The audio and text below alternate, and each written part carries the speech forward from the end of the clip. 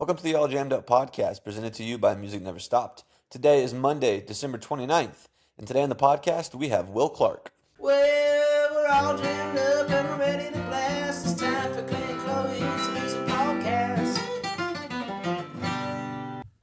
Good morning, fools. Welcome to the All Jammed Up podcast. I'm your host, Clint, I'm your co-host, Chloe.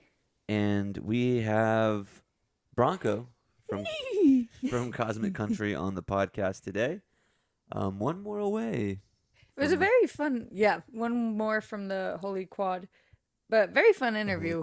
It was a good interview. Yeah, we very listened back fun to it one. today. I haven't talked to Bronco before that, so very nice first introductions to him. He's a very good guy. Yeah, it was really cool, and hope you guys all had a great Christmas. Guess we should have probably led with that, huh? Yes, Merry Christmas, everyone. Hope it was wonderful. We spent some time in Virginia. Wearing my cool High Grade Creation shirt. Shouts out Troy. Shouts out High Grade Creations. Everyone on the Clint side of the family got their tie-dye shirts this year. They were a big hit. I think like 12 of them. 12 of them. 12 shirts. High Grade Creations. High quality. And then this was High one I had grade. got for Clint separate. Yeah. Love the orange. I know, it's sick. Yeah. Sorry Check 'em about out. the no video on the me and Chloe one the other day. I completely forgot about that. Yeah. And then today, this one, I knocked the camera over when letting Kid outside. So you can still see Bronco fine, but I'm kind of in and out of the picture. Not that I matter, it's more about Bronco. But I'm dressed to the nines. we've been, yeah, she was looking hot. But we've been having some technical difficulties lately. Yeah, really been flubbing up. Yeah, I think it's a sign that we need to upgrade our stuff. I think that too, yeah. I think it's like our omen, like, hey guys, We need to hitting your get year like mark. a real camera, I feel like. Yeah. I would like to be able to get a camera that like dual lens or something. I have the tripod positioned so that the camera doesn't come off as crooked. It's just like we just can't win with some of this stuff. No, we can't, but we're getting there. We're trying to win. And We're our making the most setup of it. is real. It's the same setup it was when we started it a year ago. Mm-hmm. Yeah, when We got a new tripod. when Clint decided, because we left it at Asheville Music Well, Hall. I did get a new phone though, and that made because I was looking at some of the old clips the other day, and the quality is They were definitely rough. better on that. Yeah.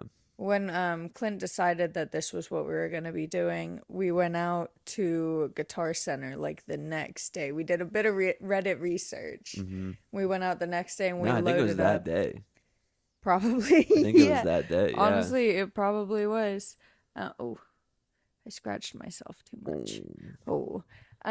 But yeah, so maybe an upgrade is in our near future. I'll start picking up some overtime shifts and hopefully get us there. But This interview with Bronco though, I think you guys are gonna enjoy it. Sometimes when people tell stories, oftentimes they'll like hold back, like names or like experiences, or they don't want to like say who did this thing or that thing. But Bronco just tells it kind of all how it is. He doesn't say anything negative about anybody. no, but it's nice to have someone not like sugarcoat or use code names. And I think people that listen like to know, like, they want to know exactly what happened. And there's a couple stories he tells that are, like how he got into Cosmic Country and like how he met Daniel first. Like, that's a cool story. And we got like all the ins and outs of it. Who was there? Makes you kind of feel like you were there. Mm-hmm. So he's a great storyteller. He talks about some experiences with acid as well. And like, I totally get it. Sometimes people don't want to divulge all that on a podcast. But for the listener, it makes it a little bit more enjoyable. So I think that you guys will really enjoy this interview. And I mean, it's just like Sugar and Mustang too. Like, those guys are great storytellers. Been a lot of fun on the podcast with them. So I think you guys will enjoy this one. Yeah. And then on the back end, I guess we don't have a whole lot, but sometimes we ramble, so we'll figure it out. Absolutely, always do. The buck stuck. Mm-hmm. That's what we can get into. Okay. Alrighty, guys. Enjoy this interview with Bronco. See you in a bit. Honey, you're listening to some all jammed up. Will Clark Yes, sir. from Dan Donato's Cosmic Country. We're knocking one out at a time. Hell yeah. So here we are today. You guys are here for the Christmas Jam in Asheville, pre-party.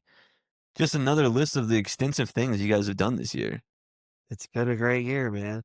Do you have like a show that we kind of just talked about Halloween a little bit, but do you have a show that kind of like sticks out for the year? This year it's got to be the Ryman, Yeah, okay. especially Daniel's story from busking on the streets of Uh-huh. Nashville to, you know, following his dreams and ended up on the Ryman and sold out show Talk a little first closer to time. it. There we There we go. go. Yeah. Was the Ryman like where are you from originally? I'm from Georgia, so like north of Atlanta. So it still held like some sentimental value for you. Totally. Yeah. Just not as much as someone like Daniel who's Yeah. worked in Nashville his whole life. And he's from there originally? He was born in New Jersey Okay. and then moved to Nashville. Gotcha. As a kid, he moved there busking. That's pretty cool. Before you were in Cosmic Country, you were in a band called Funk You, right? Yes, sir. And then before that, you said you were in some hardcore like metal bands. So I guess we can just kind of start from the beginning of like was drums your first instrument? Actually, piano was. Okay. Took piano lessons as a kid, and my mom made one crucial mistake. She put the piano right by a window, and I could see outside when all my friends would be playing. And so, like, I didn't have the discipline to stay and practice. I would just see my friends out there and dip out and go play, be a kid. Make So piano forts. never stuck for it. So Never piano stuck. didn't stick.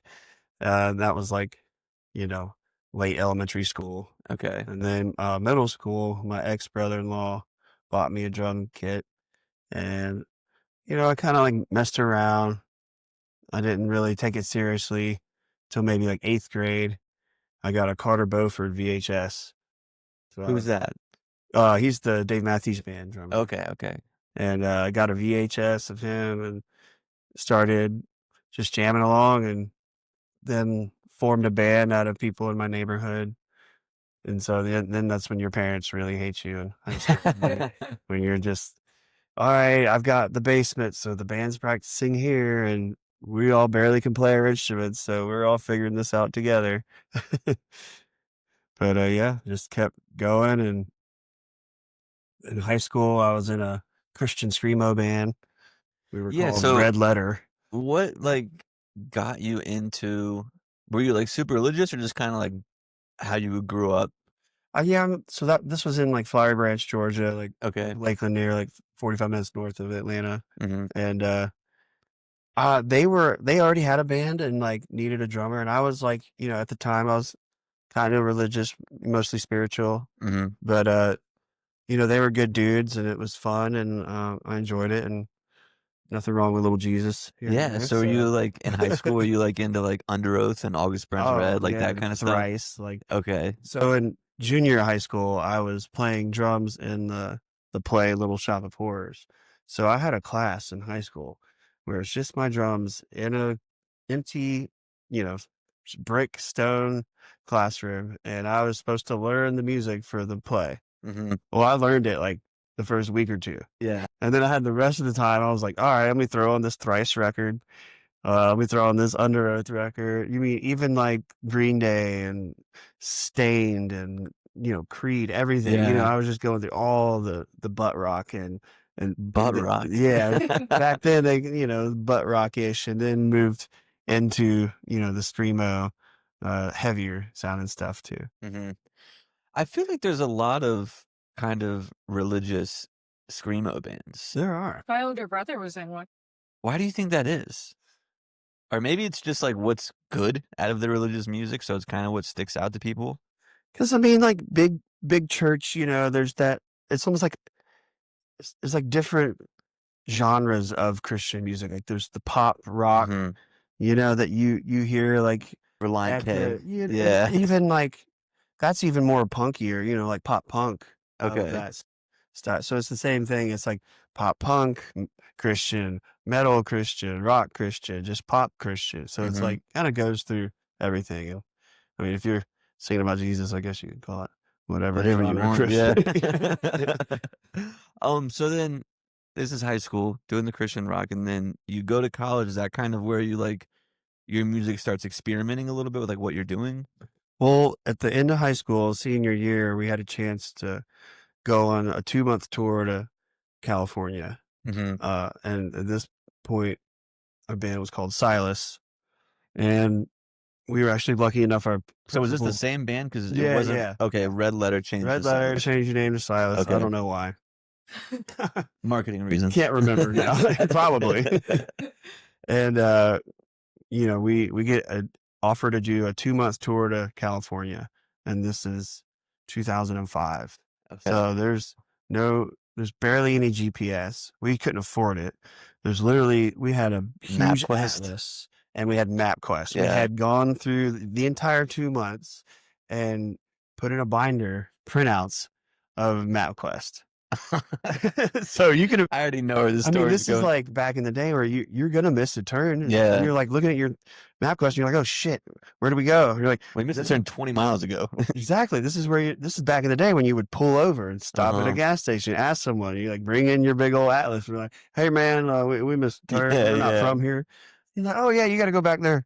And so that was just an experience in itself. We had one of those short buses that we Okay. converted. So we like welded a cage to fit all our gear in the back where, you know, there would be the wheelchair lift. Okay. So we had all the gear back there and like retrofitted it to have bunks. Like the middle bunk like would go down and turn into a couch. We had N64, we had an inverter, we were like playing the whole thing. So the whole thing of touring and like being with your buds away from your parents, like actually making some money, playing shows, like the whole thing, like musicians dream of. Like I got that taste early, so it was like two months of being with my boys, just graduate high school. You got to graduate early to do this. Yeah, like 2 or 3 weeks. He let us, principal let us take our finals early, and what a shouts out to that guy. I know. Hope he's listening. Yeah, right. Firebranch High School. So like, you know, that's like a key point because I got the itch right there. Yeah, you got a like, taste of it, and you're like, this so is then what I'm I supposed have to go to do. college. You're like, what? Now I'm supposed to go to college, Mom, and like get a job? No, I want to do just this. had a job. Yeah, like I want to do this. But we experienced the highest highs, the lowest lows. You know, we chilling in, you know, hot tub in Palm Springs, California, smoking the devil's lettuce in the Christian band. Like, you know. I was gonna ask. I was like, were you guys like clean cut, or you guys fooling around? We weren't as clean as, you know, the Lord would have wanted you to be. You know, we were living, but we had good intentions. Yeah. We were still like spreading the gospel, and but you know, we had killer times and great shows and big crowds, and then we also like broke down, and like it cost like you know, at that time like $2 or $3 grand to fix, and that's like that was huge, and you know, that was a big chunk of the money we had made on the tour. So it was like we got to, like I said, we had the high highs and the low lows of, oh no, we were about to make money and now we got to put it, you know, all back into it. So you got a taste of the fun, but you also got a taste of the real world. It's like, it doesn't always work out like this. Yeah. I mean, DVDs, we had Chappelle's show, all the seasons of Chappelle's show on DVD. We're just watching that, you know, into the night and the good stuff. Yeah. Train driving and you guys are just sleeping in the bus? Yeah, most of the time. Nice. So how are the shows though? The shows were interesting. Sometimes it's like, and it was just in California? It was mostly California. We booked a few of our own shows along the way and on the way back, but the majority of it was out there in California. Okay. Good turnouts, like yeah, like you know, like playing on the pier in like Oceanside, California. Nice. Like, a lot of passerbyers and people just doing the California thing and exercising, and then also playing in a gymnasium that has the worst sound ever. Yeah. And then like to 20 people. So we got like same thing, a big a taste of playing to a lot of people, playing to a few thousand people, and playing to a few people, like 3 people at some point.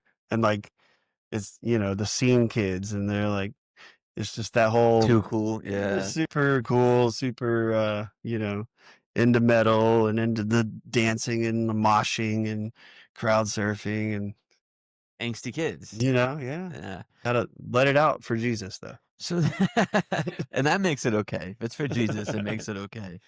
So when did the transition of like, we're into this metal, you know, we're getting out of high school. Did you end up going to college? I did. I went to Georgia State in Atlanta. Did you graduate? I did.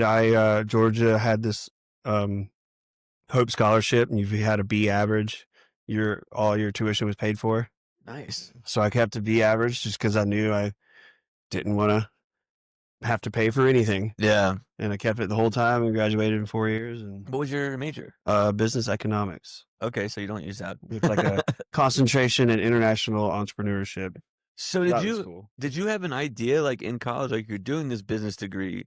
Did you like know in the back of your mind like I'm still gonna be a musician? Yeah, It was kind of like figured it'd let's be just- worth it because that band broke up, and then Mhm. in college I like didn't have a band for a year or two, but I was still jamming, still playing. Yeah. still jamming with folks, so throwing parties, having jams, and Mhm. created another band out of all that, and then got the itch again, you know. And I'm graduating college, supposed to be excited about finding a job, but I started a new band, and all I could focus on was that. Was that band Funk You? That was Bodega Roja. Okay. And That what was- kind of music was that? So that was like, it's me and my buddy Rorik Bailey. He's like a big time hip hop producer now. Him and I just started jamming, and we are just like, let's find the weirdest time signatures we can play in. So Yeah. we're like, you know, we had a song called 2132132, and it's those, you know, those beats, that odd rhythm, you know, the whole song, and then we were just really into that. Well, No words, just like making. no, there's Okay, words okay. too. Just it was like a proggy rock jam band thing. But then we all go to Phish, except for Rorik. Like the rest, or half the band goes to Phish rather.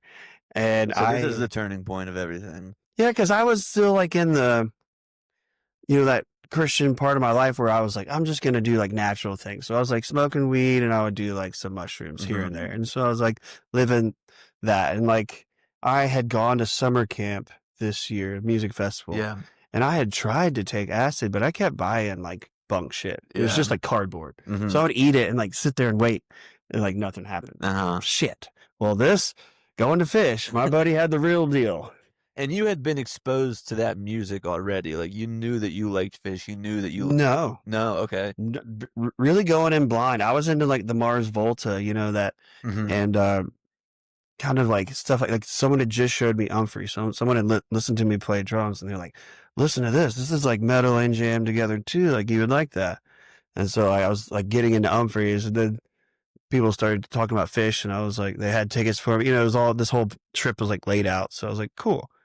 And you know, the acid worked. I sat there tripping balls, fixated on Fishman, and like had this giant revelation. Like, I don't want to play the drums how I play it anymore. Like, I Mhm. want to play more like controlled and like subdued and patient, like this guy, and still like creative, but like just the whole music, you know, the metal music was just not calling to me. Do you think that like when you say like saw him and you wanted to play like him, was it more is his style of compared to what you were doing, is it more of like a reactive type of playing, like reacting to what the rest of the band is doing? Yeah, the whole, you know, I was in a very composed, Mhm. you know, screamo band. We played the songs the same way, Yep. usually the same order every night, into like this kind of proggy, but a little bit jam bandy band that it's like, so we're going to have super composed parts, but we are going to improvise a little bit. And I was used to improvising and just jamming with the Yeah. boys at the house with no You wanna go agenda. back. But so then but yeah, so seeing all that, you know, seeing Phish just do everything, do their insane, like, composed jazz stuff into like completely out there improvisation. I was like, this is exactly what I like, you Mhm. know, imagine in my mind that what my favorite band would be like. You know, they're hitting a little bit of everything. Yeah. But just, you know, the focus of that acid into like watching Fishman, and like turn around and looking at the crowd and watching everybody dance, and like kind of getting that through my mind, that's like your most important part of your job is to make people dance. Yeah. It's not to like play flashy fills or play fast or loud or whatever, you know, unless the music calls for it. But, you know, it's just really opening for me to watch this guy kind of in my, you know, fucked up state, like control the crowd and like Uh-huh. control how much they're dancing. And it's like, it's very, you know, just very eye opening for me to see Fishman. And on a head full of acid for your first acid trip. So like looking back on that moment now, is it like it was more the acid or like more Fishman? Or is like one can't have without the It's other? fish. Yeah. You know, fish is a moving organism. Like they're this. Mhm. It seems like it's all this. You know, one entity. You know, 4 people constructing this one unit together, Yeah. and it's like one sound, and that sound's what moves the people, and it just, you know, it just happened to be my first acid trip, my Yeah. first Phish show. How many times have you seen Phish since then? Oh, probably 30, 40, maybe Okay. 50. Where was that first show at? It was in Virginia on the beach. What was it? Portchester? No, not Portchester. Portsmouth? Portsmouth. Okay. I'm Yeah. from there. Oh yeah, it was Yeah. that gorgeous venue. Yeah. And Like like the Telos or something like that? Yeah, I it was think like they've changed right the on the names so water, many so like the times. wind is blowing. Uh-huh. You know, it was just a great experience. Like afterwards, we like see this dope tree with like low hanging limbs, and we just start climbing it because we're just fucked up. And then Yeah. it's okay. I'm playing with this kid puppy right now. So we go hang out in this tree and start smoking some joints, and then all the other hippies leaving the show start joining us, and all of a sudden I'm looking around, there's just like 20 people up in this tree.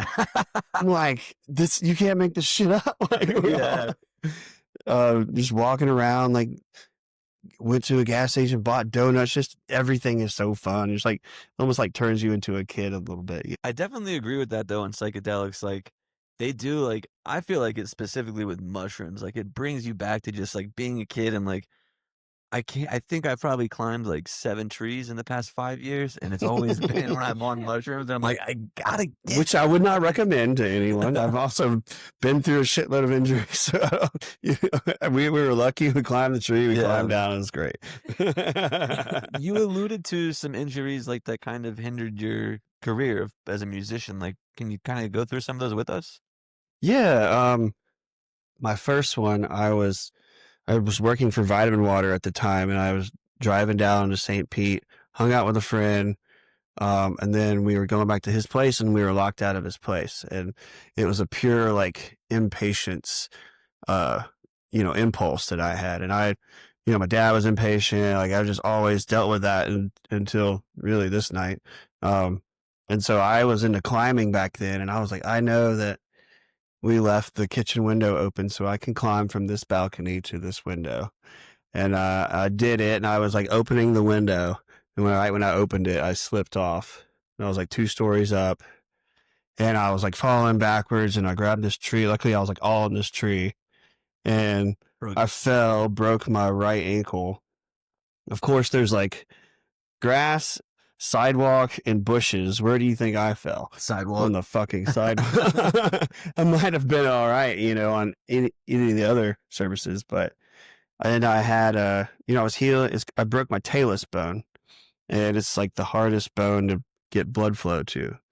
So I was healing just fine for 3 months, and then my doctor's like, "Hey, the bone is dying. What they call it, avascular necrosis." So it's like, if the bone continues to die, we'll have to fuse your tibia and fibia to your foot. And you'd kind of like walk like a pirate. I'd have like a club foot. Oh, and you can't play drums with that, really? You probably could, maybe slightly. Adaptive or something. Yeah. But he was like, I was like, well, doc, I'm a drummer. I really want to use my leg the rest of my life. I'm like 24. Like, can you help? Anything. He's like, well, there is this experimental surgery. I don't know if insurance will cover it because it's experimental. I was like, I don't care. Do anything. So he like poked these microscopic holes in my bone in hopes that new blood vessels would grow. And then my other friend at the time, this ultrasound bone stimulator had just been invented, and it would help small fractures. So my buddy had one for his wrist, and it still had a bunch of uses left. And the whole thing with that is blood flow. It's pulling blood flow. So I got that. I wore it like 2 times a day. He did his surgery. So like at the time, I was like in the 1% of people who brought a bone out of avascular necrosis, at least the talus, because it's the fall bone. It's like, and it's so hard to heal sometimes. So like I was like 3 months good, then like a few months, oh no, what's gonna happen? And How then long? like he brought it. He was like the X-rays showed up. He's like, you're getting blood flow now. I That's was like, holy crazy. shit. How long did you not play drums for? I play drums one-footed. Okay. I was in a wheelchair with my right leg propped up. I got rid of the floor tom, and when I was in Bodega Roja, and I played several shows. Like Really? I would not let them get a sub. I was like, no, I can fucking do this, you know. So you've never had like a stint where you couldn't play drums for a period of time? I also broke my left femur in a moped wreck.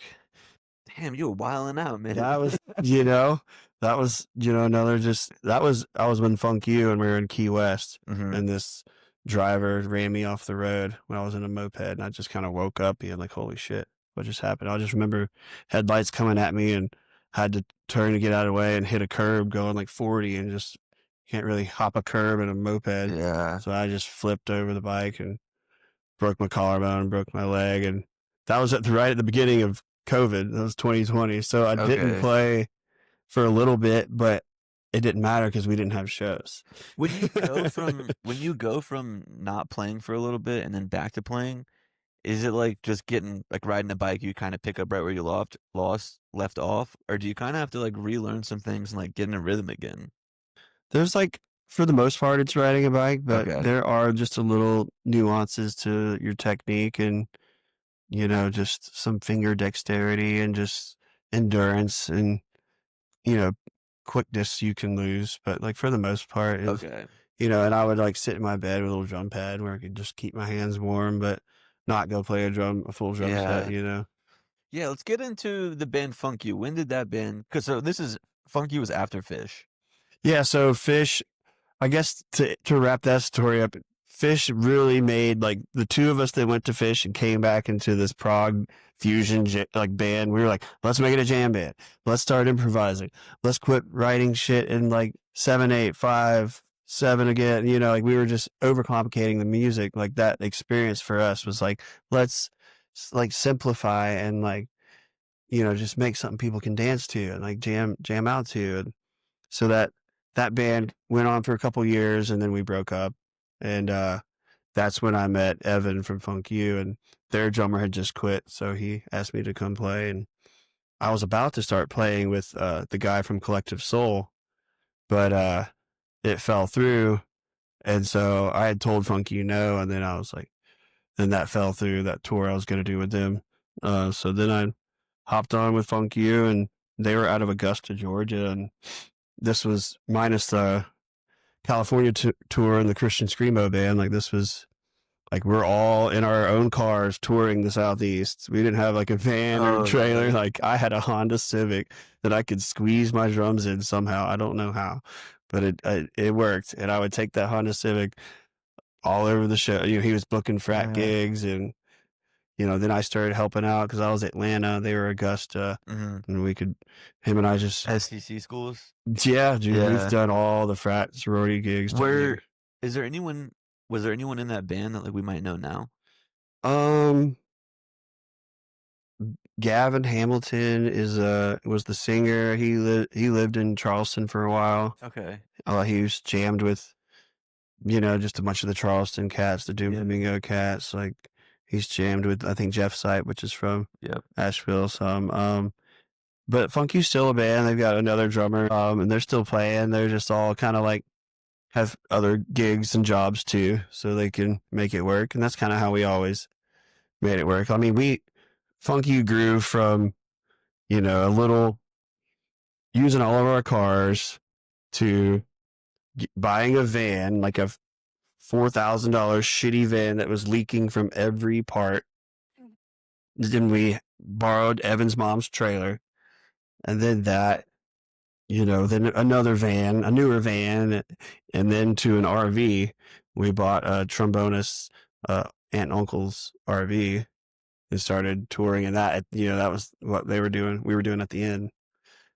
But, Yeah. that was when I like really, learned how to jam, was with, like-minded people, like really like feeling like I can do this like for a living. And was your like what you were listening to, was that evolving too? Were you like checking out more groups and like getting more exposure to like different jam bands and like seeing more drummers that maybe you wouldn't model yourself after?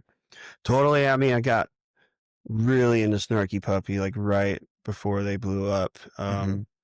and would follow them around, and we all Funky loved Humphreys, so like a lot of Okay. the follow the Funky guys and I would go see Humphrey shows and I do feel like Lettuce and we've said on the way here that you're a few years older than me. I do feel like the guys that are like around your age really seem to love Humphreys McGee. Like I've seen them a few times. I listen to them and I'm like, yeah, I like them. But it does seem like the guys that are a little older than me always really seem drawn to those guys. Why do you think that is? Was it just kind of that was their peak? Was maybe a little before my time? I mean I would say that's true. I mean, for me, I just know that they write incredibly complex music, and that was just Hmm. my thing for so long. And but they also put it in a jam vehicle, and we can jam for 20 minutes and then go back to their complicated compositions. And Yeah. I love like probably my favorite thing about the jam scene is genre doesn't matter anymore. Hmm. Hence jam bands. It's like I'm gonna play a reggae section and then go into a rock and roll Yeah. section and then hit a funk section and then hit some real slow, soft, like You see jam, some of like these Grateful Dead bands with like a vibe. synth now too, like almost like EDM in some of their Oh, like yeah. jams too. Yeah, Jamtronica, all the Hmm. dance. I had someone say that on the podcast. I can't remember who right now, but they're like the a good jam band isn't just rock or isn't just funk or isn't just like they're like they should be able to do all of it on stage. And I think what they came back to is like that's why King Gizzard's the best jam band out right now. I can't remember who it was, but I remember somebody saying that. Maybe they are. I don't know. I don't find them much jam band. Like they are. I don't know how much they improvise. Hmm. I listened to some of their stuff, but I've never like followed them to know. Yeah. But like, I know Humphreys can go off script for 20 minutes and Hmm. there's nothing planned. And, same thing with Phish and the Grateful Dead. I don't know how much Gizzard does that. Yeah, I've never. It's one of those things too. Like you can listen to every show on Nugs and be like, yeah, these guys are awesome. But till you see them live, it's like really hard to capture like what the show is really all about and what the musicians are really all about. Yeah. At least to me. Let's get into how you got into Cosmic Country now. So I was played in Funk U for 10 or 11 years, and me and my wife, Emily, have grown to love Jam Cruise. And we would just go. It was like our vacation every year for like 4 or 5 years. And Were you going as a member of like no, okay. I was, always working. I would go there and pass out koozies and stickers and hats and just tell people about Funk You. And I'd opened for tons of bands there, and so they're all like, "Oh, what's up, Will?" So like I knew a lot of people. I knew like everybody, but Annabelle, which I know now. But it was just always a goal to like go on Jam Cruise and spread the word enough to get Funk You on Jam Yeah. Cruise. It's like my goal every year. And we went, and Sean Eccles from Andy Frasco was like, "Hey, you're on the boat. Be my drummer in the jam room." So he got like a 2 to 4 a.m. jam spot. I was like, "Fuck yeah!" I was like, always I'm in the crowd on a head full, One staring day at I'll that be up stage, there. like I will fucking be there one day. Uh-huh. And like then Sean is sweet enough to make that happen for me. Not wasn't the pool deck, but it was still like the jam room. Hmm. We had a rehearsal. We learned like 20 songs together. We had our 2-hour deal. And so the part of the story is like interesting because it goes back to patience, which like after that accident, it hurt so bad. I'm like kind of not cured because everybody's, makes mistakes, but I'm way more patient than I used to be. Yeah. And it's just something I can really take a deep breath I and feel like I've had the same experience recently in my right. life. Slow the fuck Somebody's down, got to buddy. learn it. Yeah. You got to learn it some way. And everyone learns differently, but so we're jamming and all this. I had just told Adrian from Kung Fu, who's one of my favorite drummers. It was like, I see him. I'm like, yeah, come play the next song. We had done like an hour and a half. So now we're going to start getting guests up for the next hour. And, kind of Tony Hall walks up there. Who's And that? he is the bass player, one of the bass players and guitarist for Dumpsta Funk. Okay. And he kind of just starts replacing everybody with his crew, which is he's kind of known for. But I mean, he's a jam legend. He's been around So everyone for lets it happen. years, and so it's like always cool. But it's like I already had Adrian sitting down and like in the my chair for the moment, and he's like replacing him with Sean being another the Doom Flamingo drummer. And I'm like, whoa, like do one with Adrian. He's like, no. Like, he kind of just like gets everybody off stage. He just takes over. And it was just like, fuck, Sean was fucking pissed. He was just he was pissed. He was like, I'm not going back up. I'm not going back up. And I'm in the back. I'm like consoling him. I'm trying to calm him down. I'm like, Sean, it's okay, man. Like, we're going to go. We still have like 30 more minutes of tunes that we rehearsed. We're going to wait till this jam's done. And we're going to take back over and go fucking crush. And he didn't want to do it. And I finally like shook him into it. Kind of like, we're going to do this. But yeah. I need to do this. I really want to play some more. It's like a scene from a movie. He's like, do it for me. Yeah, like he's like backing up his shit. I'm like, no, like we got this. Come on, dude. And he was like, all right, you're right. So we go back out there, and then that's when I look to my right and we're jamming, and I see Daniel. And what year was this? This was, I can't remember what number Jam Cruise it was, but it was 2023. Okay, so it was like Cosmic Country's January already in this. Yeah. So it's 2023, and so if we would have never gotten him back up, we've never gotten back on the stage, I would have never met Daniel and never be here where I am right now. So it's kind of funny how all that just conspired. And I look to my right and we're jamming, and I just see Daniel. He's just like staring into my soul. I'm just like, well, you can look at me, I can look at you too, motherfucker. And we're just like staring into each other's souls, and we're just jamming. And Did you think maybe like this is my triad or anything like that? Where you have I knew of him, but I had like no real idea, like, never like listened to the music. Yeah. I just had saw his name on we show were at posters Peach and Fest stuff, when yeah. Funk You played Peach Fest and they played Peach Fest, and Funk You was all going around the water park, and they were playing the water park stage, and I was like, damn, who's this band? And it was Cosmic Country. It was like, Okay. badass. So like I knew he was good, but so we just had this moment on stage where we're just like looking into each other's souls. It was like we just like locked in. And then afterwards Sean was like, oh fuck yeah, thanks for doing this, thanks for talking me back in. We had a great 30 more minutes of jamming, and Daniel was like, hey, let me get your number, I might need a drummer next year. And I was like, okay, cool, sure, here you go. Like, highly doubt it. Yeah. But Everyone's all fucked up on the cruise. You give your yeah, you it's give like your 4 number. or 5 a.m. Yeah. Like, I don't know this dude. I don't know if he's actually gonna call me or not. But like at the time, Funk You was, our lead singer had quit and our keyboardist had gone to rehab. So we were in like the restore phase, and like Funk You had the same keyboardist and lead singer the whole existence of the band, all like 12 years. So it was like really hard to replace a singer in a 12-year-old band Yeah. that was still like climbing. We're still fucking trying to climb and trying to sell more tickets and promote and grow. And are you doing Funk You full time this 10, 11 years? Or you still do work in a day job and We stuff on all the side? had like part-time Okay, jobs. okay. We were all able to do both. So no, we hadn't fully taken the plunge. We would tour for 3, 4, 5 weeks at a time, and like everybody had cool jobs where you could take it off. Yeah. And like I did marketing work.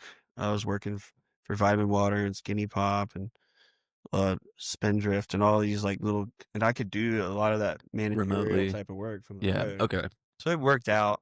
But at this, early 2023, we were just Hustling. You guys are still hustling. but we were trying to mend the wounds. We had to find new singers, and I'm sitting here, rehearsing these singers. I sang all the backup harmonies, so I know, like, when you're auditioning a singer, I know if you learned and listened to the music, and like we do it at my house, in my studio, and all, these people show up half-assed, knowing shit, and Daniel calls and he's like, hey, I need a sub for a week of show, like 5 shows.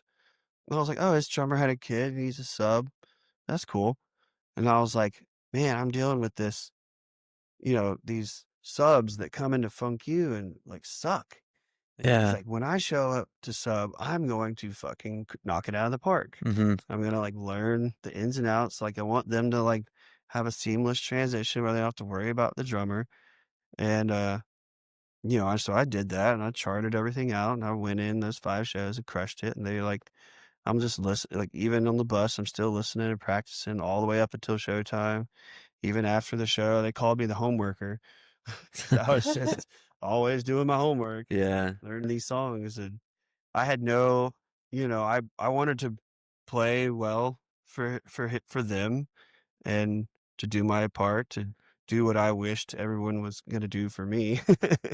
And, I didn't know it was, a chance of playing with the guys. Yeah. But as Was it soon the as I get band? home, he's like, "What are you doing in July? What are you doing in August?" I'm like, "Oh, shit, well, hang on." I'm like, I got another band, and we're about to go on tour, I'm getting married, I'm going on my honeymoon to Greece, so, like, I got a lot of shit going on. Mm-hmm. So I did a couple more shows in August. I did, like, a couple weeks in September, and then I got married in September, went on my honeymoon in October, and then right at, end of October, I kind of played, like, full time after that. Okay. That was And what year was that? 2023. So then you were playing by then, right? The tour with Eggy? Yeah, yep, I Okay. was on the Eggy tour, Okay, which gotcha. I had already known the Eggy guys from Funk U. We Okay. had played shows with Eggy, And but Mustang and Sugar were already in the band too. So you were the last piece. yeah, Noah was their old drummer, Yep. and, that just didn't work out for them, and, I guess the rest is history. Yeah. That's awesome.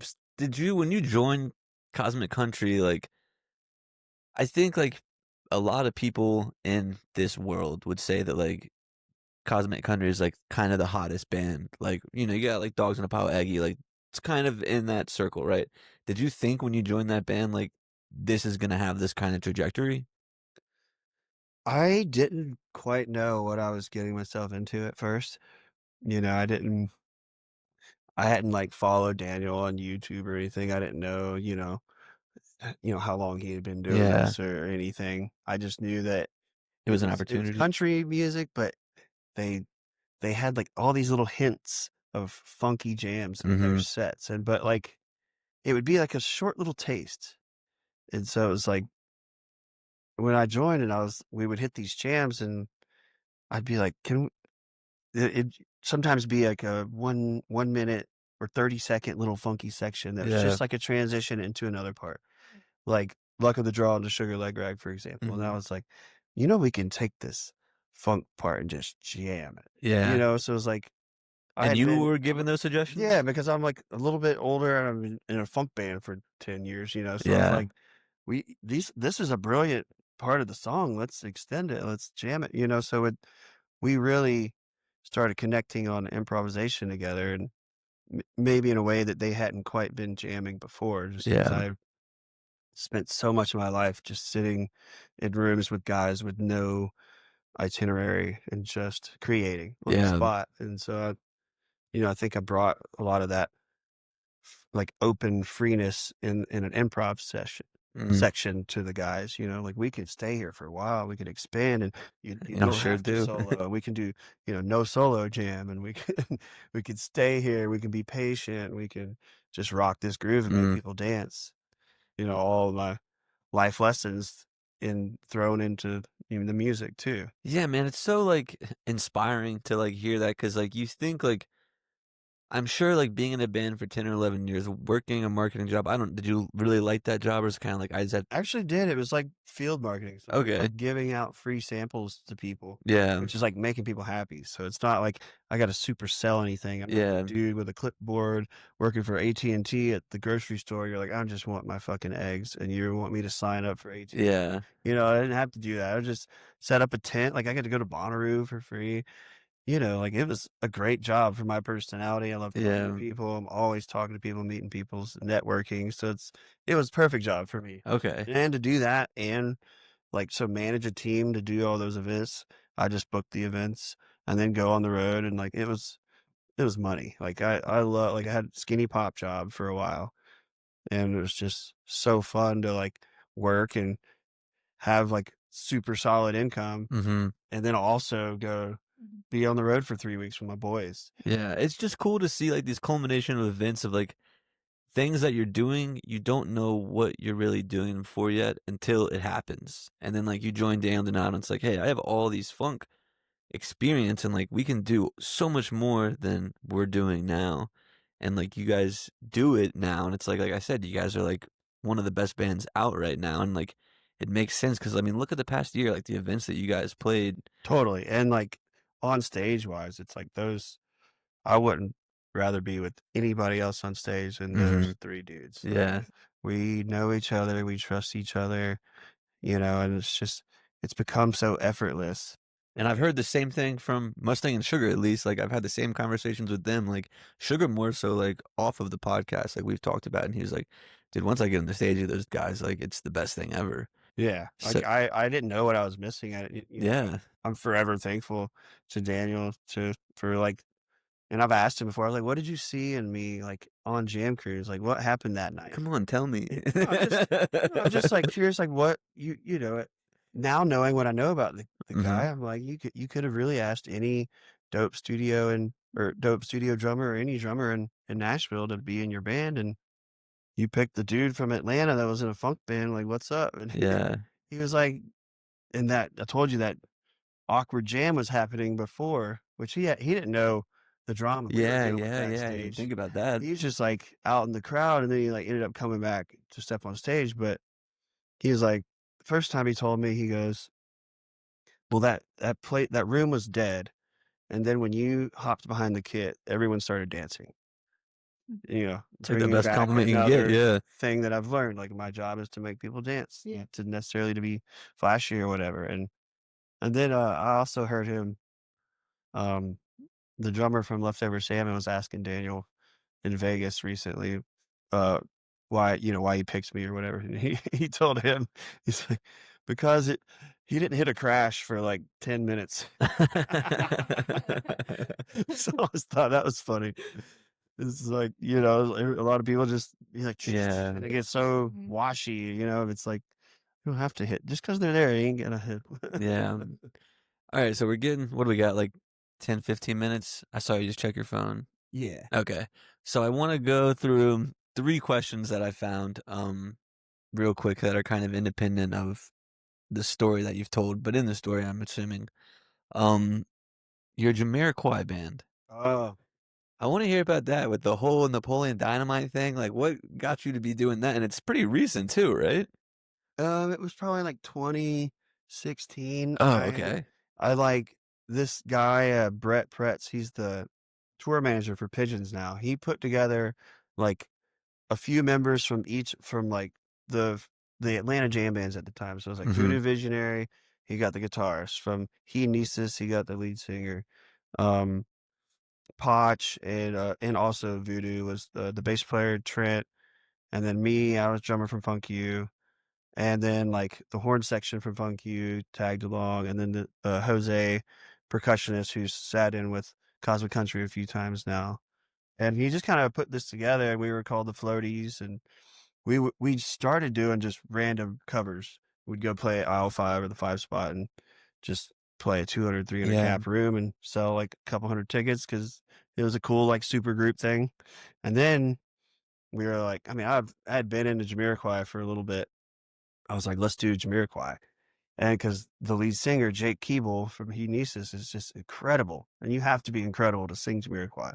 So we put it together. And then once we did our first show of that, we're like, all right, this group is a Jamiroquai group from now because it's so damn hard to learn those songs. Yeah.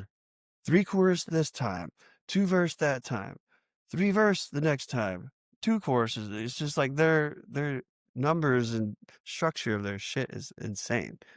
The And Napoleon we Dynamite actually guy fucking dancing is crushed. yeah. Well, so Jake Keeble's brother put on a wig, and he just looks just like him. So there's that video Yeah. online of him like dancing. That was at Terminal West, and you know we just did a recent one because it was, you know, I saw an opening in our calendar. I was like, all right, I got a few weeks, we could do this, Mhm. and we got the band back together, and you know, I love Jamiroquai. I had that cover band going, and Funky played Halloween one year, and Jamiroquai played that year. No And so way. like I already have this Jamiroquai cover band, and I got to go see the real deal, and like get paid to be, you know, Yeah. we were already there for the whole weekend. It was incredible. That's And sick.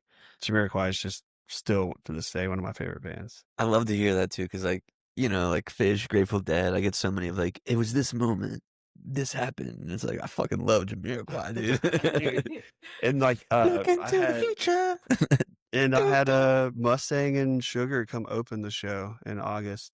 Okay. And you know, they got to see the band, and you know, like Sugar, like I know he loves the funk, so I just looked in Yeah, his right face up and his he's like, alley. dude, that was fucking sick. It's a good impression. Yeah. Man. Dude. You also said that you do like you have your own studio. Yeah, I have a recording studio. Man, I can't leave this podcast without that story. I've owned 2 houses in my life, and 2 trees have fallen on both of those houses. And Don't get speaking a of third Phish, ounce. me and Emily were at Phish on a Wednesday night in July, and a tree fell on our bed at like 10 p.m. and it like crushed my bed. So like we would be dead.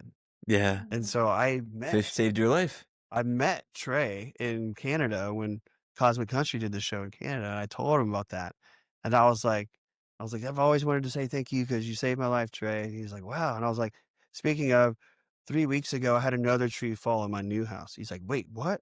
I'm like, yeah, I'm getting married next week, and I just had a tree fall in my house. And I had to, right before I went on this run, I had to pack all our shit up and move me and Emily, 2 cats and 2 dogs, into a fucking rental home, then go on tour, then come back for 1 week and get ready for the wedding festival we had called Clark Fest. And so now I've had 2 houses and 2 trees fall on it. That's And so funny. I'm like, people are like, man, what do you think? Like, is that a weird omen? And like, one of my buddies goes, it's because you're a fucking drummer. You break all those drumsticks. These trees are mad at you, killing their cousins. It's so funny because I texted Sugar and Mustang yesterday, and I was like, "Yo, I'm interviewing Bronco. Like, any funny stories or anything to bring up?" And Mustang texted me back, and he was like, "Ask him how Fish saved his life." And when you first told the story of like once Fish, I was like, "Oh, that must have been what Mustang was talking about," so I didn't bring it up. And then, sure enough, that was the whole story. People who know me, they're like, it's always injuries between me and my wife. We've both broken our legs, you know, or it's the tree story. It's like the tree trauma or the injury trauma. It's like that's kind of what I'm known for. Do you still have the lucky fork? The lucky what? The lucky fork? That's probably why the trees fell. I saw that one, and it was like there's an Instagram picture from like 2016 on your Instagram, and you have a fork like taped to something on your drums. Oh, it's like a little holder. It was like a mount for a microphone. It was like a silly little half-ass thing. Oh, okay, because I think the caption is like, "I never play a show without my lucky fork," or whatever. And I was like, "The tree fell. You don't have the fork." Like, yeah, no, it's like somebody took a fork and put it on the music stand and then taped the yeah.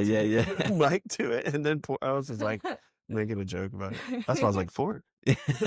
I love to find people with like an old weird Instagram post and bring it because they always give it. They're like, "What the fuck are you talking about?" Yeah, you did a good job.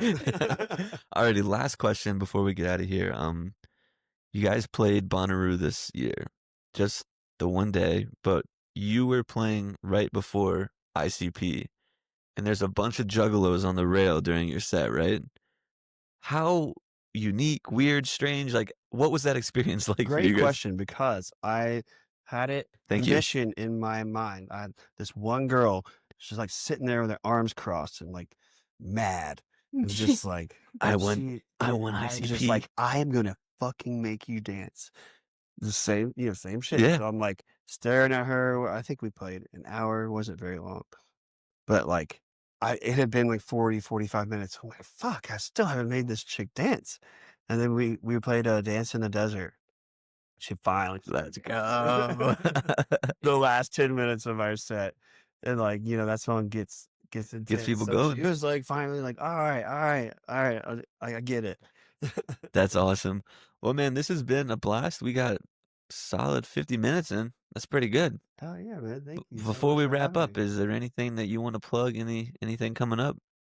Um, I've speaking of the tree, I've gotten a lot of the construction done in my house, or pretty much all of it now. So, my studio was MIA for a good 2 years there, but I've just like this week had my first session where I'm like recording again, and it was actually with my buddy Rourke from Bodega Roja, and Nice. so yeah, I've got a studio in Atlanta. So if anybody's looking for a cool small vibey spot, vocal booth, tracking room, control room, Fuck yeah. right in Lilburn, Georgia.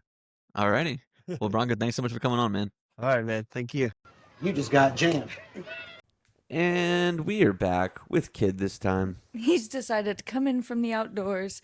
Like we said, I think maybe 2 hours ago, we got back from our road trip to Virginia. Kid does so well in the car, but the poor boy does not sleep. He refuses to He sleep. doesn't want to miss anything. He's got ultimate FOMO. And so he just becomes this sweet, cuddly boy after we get back home from anything. And he was playing with my mom's dogs, and I think that probably wears him out too. Oh my gosh, yeah, rowdy boy, party animal this week. We can talk though. New Year's, so we don't have anything booked or planned, but you got Phish at MSG, Yeah. widespread, and With a Atlanta. possible Billy sit-in, Yeah. everyone are rumoring. Instagram rumors, but There was another one. because Jimmy Harry's Maybe sick, right? Humphreys? Where's Humphreys at? I don't know, but I feel like I just saw that Maybe there was they're in two of Atlanta. them. Let's see. It's a good thing about the internet. Jimmy Herring's still sick? I don't know. That's what I was. He was for Winter Jam. Yeah. Which we were talking about in the car ride. Did disappoint quite a few of the Asheville locals. Yeah, we but weren't here, so we don't have an opinion. But the word on the street is okay, they so worked. Humphreys is in Atlanta. Humphreys, Atlanta. Widespread is gonna be widespread. Also Atlanta. Also Atlanta. Ooh, you naughty devils. Yeah, so that's what I thought. And I- then MSG is Phish. Mm-hmm. And then Locally, we have String Dusters. We have I think- Sneezy. Oh, speaking of sneezy, he's sneezing Give right him a now. good sneezy. I think Electrolust is something that Oh. someone told me about too. Electrolust. Shouts out Dan if he's listening. Who's Dan? Thank you, Dan. Just a guy, just a friend. He's just a guy and he's a Asheville's friend. Electro Funk Renegade Supergroup. Oh, super group At the Grey Eagle. So yeah, that Show could at be a 9. That fun could be one. good because I do work that day. Yeah, I worked that day and the next. Well, I worked the morning. That's the big thing, but That is kind of the big thing. that's okay. I mean, He's a rallier. we'll figure it out. But so today, as we're listening, this episode. Oh, What? I think that might be the wrong one. Oh yeah, that's the other one. I was Okay, about to say what the heck. As we're listening today, this is the 99th episode. Mm. So on Thursday, January 1st, I believe that's correct. The dates, right? I do believe it is the first. Yeah. It's usually Alex Bazemore for the special episodes, but I think Alex had a last minute Travel plan, commitment. and the day we had it scheduled, we're gonna have to reschedule now. So we'll still have Alex pretty soon, but yeah, 100th episode coming soon. That'll be fun. I can't believe it. What a milestone. Yeah, if you've listened for this long, and maybe you have like questions or something you want to know about the first 100 episodes, feel free to shoot us a message on Instagram. Yeah, we can give you an extended Chloe's Corner Yeah. if you're so desiring. Yeah, so if you have like questions or something that you want answered, or maybe guests that you'd want, just give us a couple topics to talk about. We'll talk to the fans. Or just some feedback. Let Some us know. feedback, You know, yeah. we're 100 episodes in, but it's never too late to change something if you don't like it. So let us know. Yeah, We can adjust. I feel like We're- if you make it this far into the podcast, then you like then your listening. opinion matters. Yeah, your opinion matters, Yeah. and it's sometimes hard to get feedback. Mm-hmm. So feel free to hit us up with feedback or just questions, and we'll answer them. Do we have anything else exciting going on? I truly don't know if we do. I don't know if our next exciting thing. I don't have my phone down here. Yeah, we have Is it Kendall Street and until- Brevard. That's in January. That's in January. Yeah, I think January's a pretty slow January's month. a bit slow, but honestly, we need it. Yeah. And then February we start off with some bills. Yeah, I think we have Billy Strings, Railroad Earth, Jed Harrelson all in February. Ooh, Jed Harrelson's gonna be so fun. And then is March no, April's Resonate, right?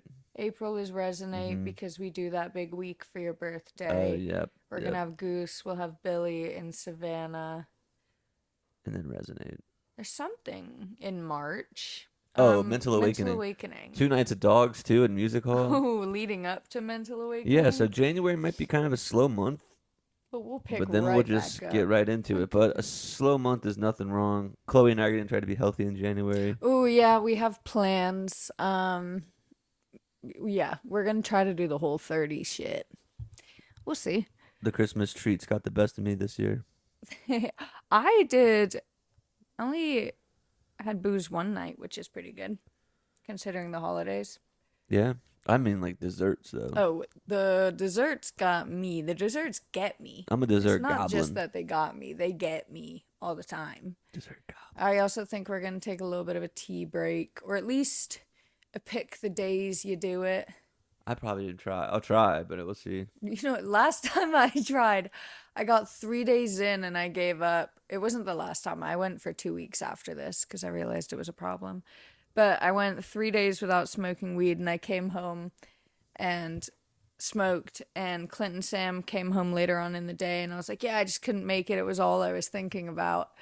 And then they looked at me and they were like, you might want to get back on that. So after that, I made it 2 weeks, but Alrighty, well, we're gonna go back and watch football, right? yeah, and I'm Anything gonna go get my final smoke in. else? Alrighty, guys, have a great week. Be safe on New Year's. Travel so safely. We're literally time traveling because when we see you again, it'll be 2026. So have a great week. Be safe. Have fun.